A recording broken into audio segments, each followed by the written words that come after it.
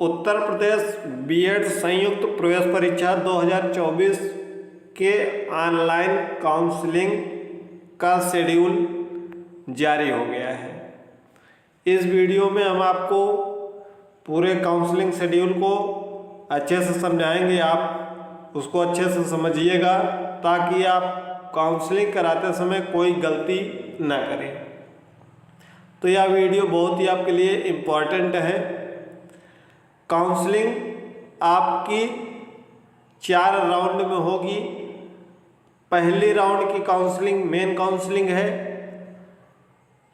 यदि आपको पहले राउंड की काउंसलिंग में कॉलेज नहीं अलॉट होता है तो आप सीधे दूसरे राउंड की काउंसलिंग में भाग ले सकते हैं, पूल काउंसलिंग जिसको बोलते हैं।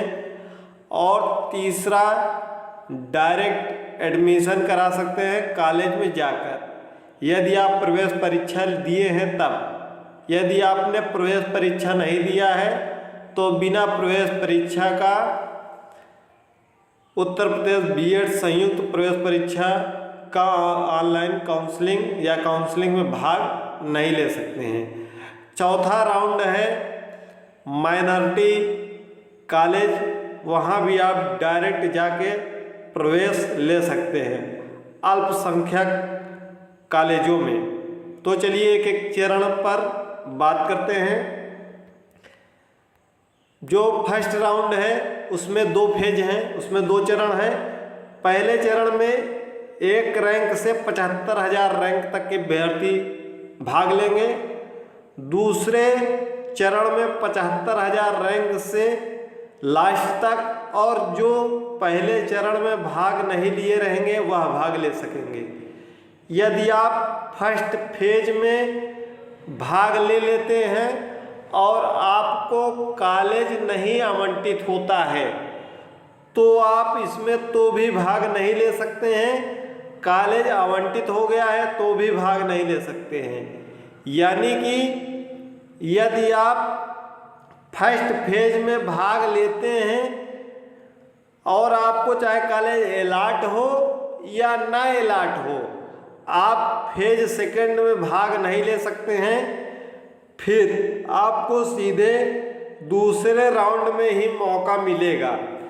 इसलिए यदि आप बीएड करने की सोच रहे हैं और तो आप ज़्यादा से ज़्यादा कॉलेज को ऑप्शन में भरिएगा, अन्यथा एक राउंड ख़त्म होने के बाद, एक फेज ख़त्म होने के बाद आप दूसरे फेज में भाग नहीं ले सकते हैं। तो हो सकता है जो प्राइवेट अच्छे कॉलेज हैं वह भी भर जाए तो पूल काउंसलिंग में आपको मौका नहीं मिल पाएगा। दूसरी बात, यदि आप फॉर्म भरते समय आपका ग्रेजुएशन या पोस्ट ग्रेजुएशन जिसके आधार पर आपने फॉर्म भरा है वह अगर अपीयरिंग में था, ध्यान से समझिएगा, यदि उस समय फॉर्म भरते समय आपका ग्रेजुएशन या पोस्ट ग्रेजुएशन अपीयरिंग में था तो आपको रजिस्ट्रेशन करने से पहले आपको ग्रेजुएशन या पोस्ट ग्रेजुएशन की मार्कशीट को अपलोड करना होगा वेबसाइट पर। यदि आपके पास ओरिजिनल है तो ओरिजिनल अपलोड करेंगे। यदि आपके पास ओरिजिनल नहीं है, बहुत से विश्वविद्यालय मार्कशीट 4 महीने 6 महीने देरी से देते हैं ओरिजिनल मार्कशीट, तो आप इंटरनेट मार्कशीट को निकलवा कर अपने महाविद्यालय जहां आप पढ़ चुके हैं वहां के प्राचार्य से उस पर साइन और मुहर लगवाकर तब अपलोड करेंगे। साथ ही साथ फॉर्म भरते समय आपको बैंक डिटेल भरनी पड़ेगी, जिसमें या तो अपनी बैंक डिटेल या तो माता या पिता 3 लोगों का बैंक डिटेल आपको भरना रहेगा, 3 में से 1 लोगों का। तो यदि आपके पास कोई बैंक डिटेल है तो उसको आप भर सकते हैं, ताकि जो भी पैसा यदि काउंसलिंग में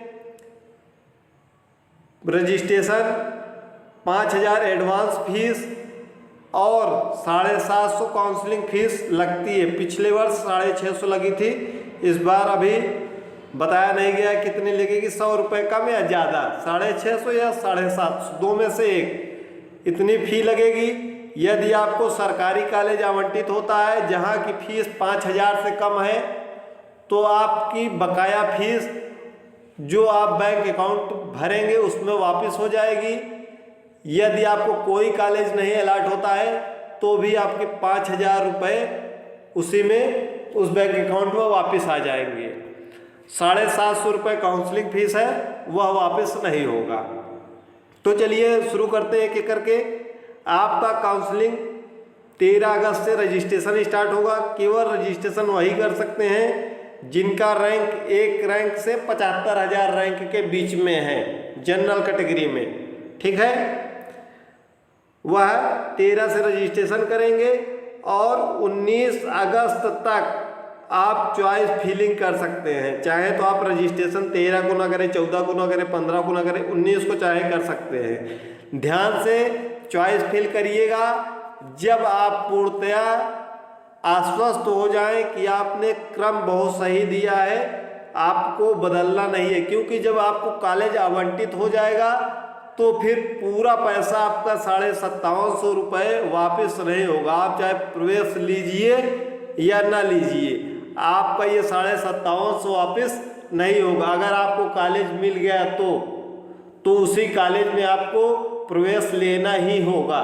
यदि नहीं लेते हैं तो आप सीधे फिर दूसरे राउंड की काउंसलिंग कराएंगे। दूसरे राउंड में फिर से आपको पैसा पेमेंट करना पड़ेगा। ये बातें स्पष्ट कर लें और समझ लें खूब अच्छे से। आप वही कॉलेज भरें जहां आपको प्रवेश लेना हो, तो उसी को क्रम में आप लगाएंगे। और 19 अगस्त के पहले 20 अगस्त तक चॉइस फिलिंग कर सकते हैं। तो 20 अगस्त का ध्यान मत रखिएगा, 19 तक आप फाइनल करके लॉक कर दीजिएगा। फिर 21 अगस्त को लगभग शाम 9 बजे के आसपास में, 21 अगस्त को रात 9 बजे के आसपास आपका कॉलेज अलॉटमेंट होगा। आपके लॉगिन आईडी पर वहीं आपको पता चल जाएगा, जहां से आप फॉर्म को भरेंगे वहीं आपको कॉलेज अलॉट हो जाएगा और अलॉटमेंट लेटर वहां से इशू हो जाएगा।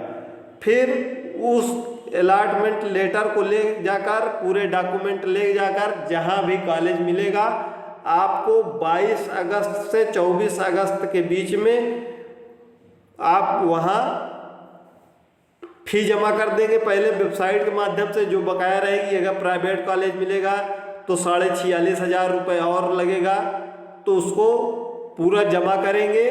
फिर उसके बाद सीट कन्फर्मेशन आपकी हो जाएगी। फिर उसके बाद वो डाउनलोड अलॉटमेंट लेटर लेकर जाएंगे उस कॉलेज में और वेरिफिकेशन कराएंगे, वहाँ अपनी सीट को लॉक करवाएंगे, ठीक है। फिर जिनका रैंक 75,000 से ज़्यादा है, 25 अगस्त से वही प्रक्रिया वह करेंगे। 25 अगस्त से रजिस्ट्रेशन, चॉइस फिलिंग 31 अगस्त तक करना, तो 1 सितंबर तक है, लेकिन 31 अगस्त तक आप चॉइस फिल कर लीजिएगा।